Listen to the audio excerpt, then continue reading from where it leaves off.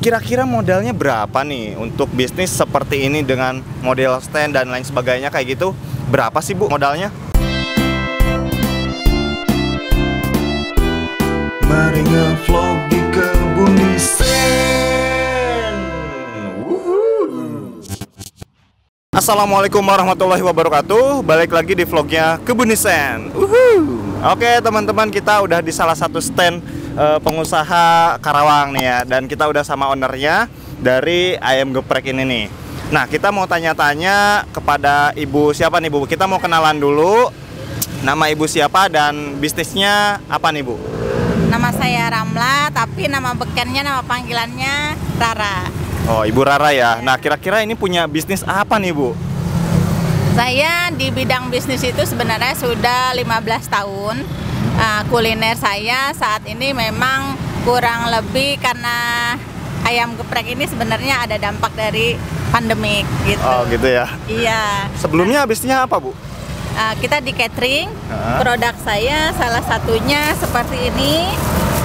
Nah, ini produk saya yang sangat sederhana. Ini namanya oseng cumi-cumi basah. Oke, nah, produk-produk ini saya titipkan di toko. Oh, di toko? Ya, awalnya saya titipkan di toko di Karawang, ada di toko Denpasar, Dewi Bakery, seperti itu. Nah, merambat, lambat laun saya megang catering. Catering ini saya di sekolahan, catering sekolah SDIT Al Irsan, seperti itu. Akhirnya saya pegang dua cabang. Selesai ini diantar-anterin, selesai itu saya catering kan siang ya, bisa diantar jam 11. Jadi alhamdulillah tuh berjalan selama kurang lebih 13 tahun. Nah, kalau catering baru berjalan, catering SD itu baru berjalan 4 tahun. 4 tahun. Nah, setelah kita dampak pandemik kurang lebih 6 bulan ya sekarang. Akhirnya terdampak semua, baik di toko maupun di SD sendiri gitu, langsung turun drastis gitu. Akhirnya saya punya ide untuk melaksanakan ayam geprek ini gitu, seperti itu. Akhirnya saya punya ide lah, bagaimana kalau kita buka ayam geprek supaya berkelanjutan lah bisnisnya, seperti itu. Wah, gitu ya teman-teman, kita langsung berhadapan dengan salah satu pengusaha yang benar-benar kena dampak dari wabah corona ini ya Bu. Karena toko yang ada yang dititipin itu ya Bu ya, itu tutup untuk sementara waktu. Kemudian juga sekolahan juga nggak buka ya, nggak buka sama sekali. Ini udah dari berapa bulan gitu? Tanggal 16 Maret ya, dari tanggal 16 Maret sampai saat ini. Udah 6 bulanan nih lebih ya Bu ya. Kayak gitu. Jadi makanya Ibu Rara berinisiatif untuk supaya bagaimana perekonomian tetap muter itu di pinggir jalan, di salah satu yang tempat strategis, panas-panasan buka stand ayam geprek gitu ya Bu ya. Nah, gitu ya teman-teman, memang di situasi seperti ini kita harus kreatif lah, pandai-pandai melihat peluang seperti itu. Nah, berarti untuk bisnis ini udah berapa bulan nih Bu? Atau berapa lama nih? Saya bisnis ini dari tanggal 26 Juli 2020. Berarti belum sampai 3 bulan. Oh, berarti baru 2 bulanan lebih ya Bu ya. Kenapa malah memilih bisnis ayam geprek untuk mensiasati kondisi seperti ini kayak gitu? Ya, betul sekali. Jadi kenapa saya memilih ayam geprek? Jadi ketika catering di sekolahan, anak-anak zaman now kan, anak SMP tuh kalau saya ada menu ayam geprek, mereka pada suka gitu. Mereka pada suka, Ibu enak ayam gepreknya gitu. Besok ayam geprek lagi ya gitu. Malah terkadang 1 minggu itu bisa 3 kali. Akhirnya ya saya idenya ke sana gitu. Wah, berarti ayam geprek saya enak gitu. Jadi saya namanya tuh saya jadi optimis gitu untuk mencari ayam geprek, untuk bisnis ayam geprek ini.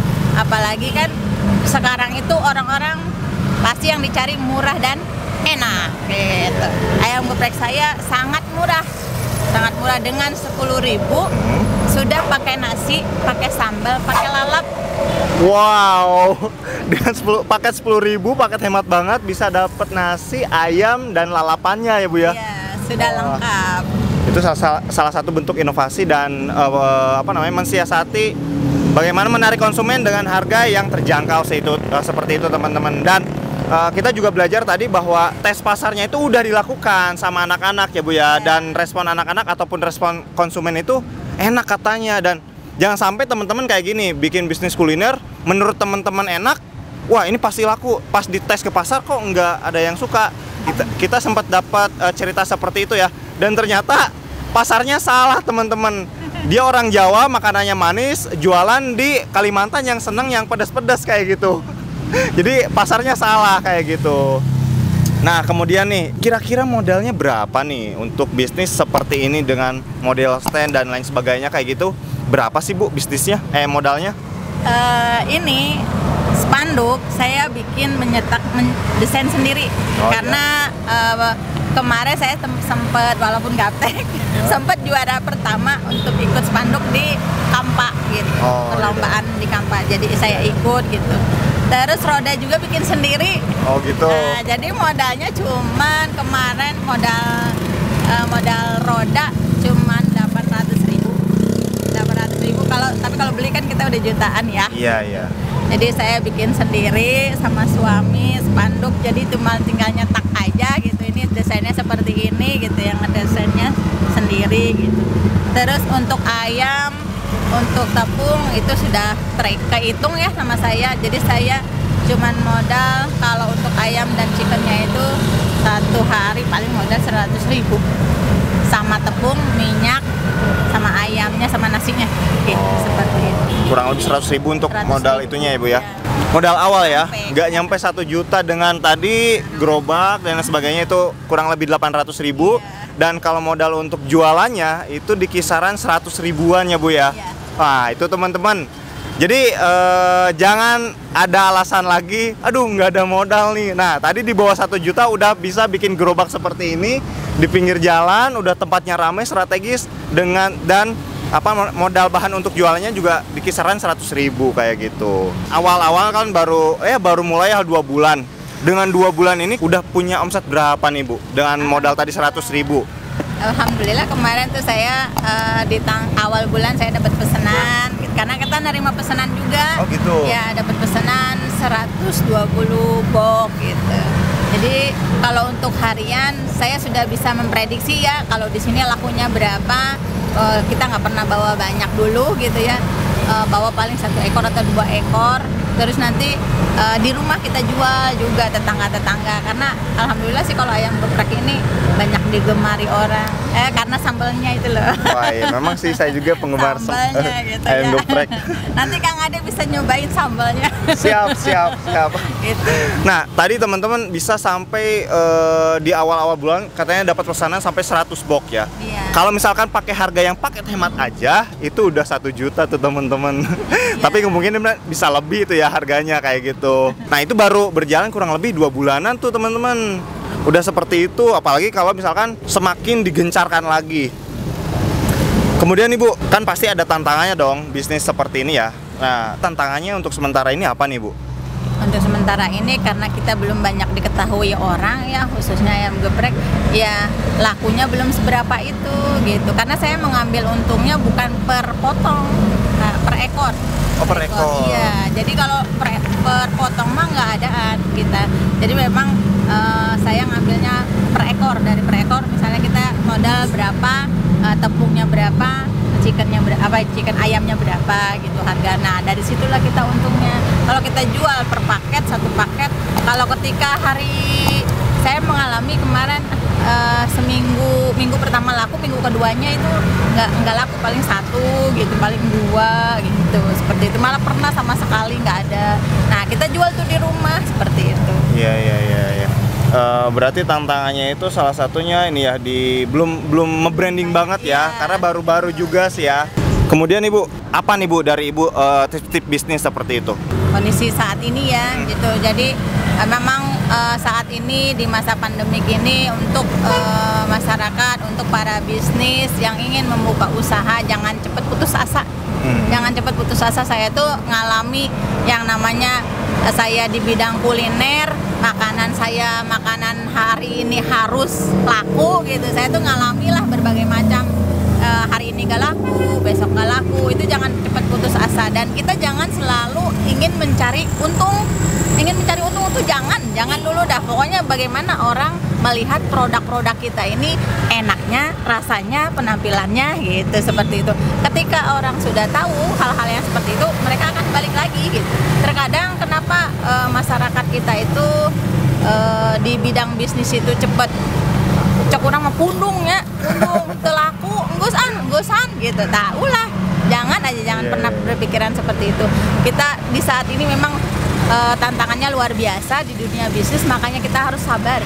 Intinya mah itu sabar yang luar biasa. Sambil kita harus terus berpromosi, baik dari offline, dari online gitu. Saya walaupun misalnya ayam geprek saya di sini misalnya pahitnya nggak laku, itu saya promosiin di tetangga. Terus saya juga sudah punya penghasilan nih di pagi hari, karena memang kita dari jam 4 sampai jam 9 itu sudah ada yang rutin yang disimpan di toko tadi. Artinya di toko kita sudah punya feeling nih, kita pasti sekian. Kalau tanggal muda kita masukin sekian bungkus, kalau tanggal tua sekian bungkus gitu. Artinya kita tidak hanya mengandalkan di sini gitu, di ayam geprek ini gitu. Nah itu ya teman-teman, tip bisnis dari yang sudah sepak terjangnya 15 tahun di bidang bisnis. Jadi kalau di awal-awal kita memang jangan ngambil untung dulu kayak gitu. Jadi malah nanti kaget gitu, enggak laku di awal-awal. Udahan bisnisnya kayak gitu ya Bu ya.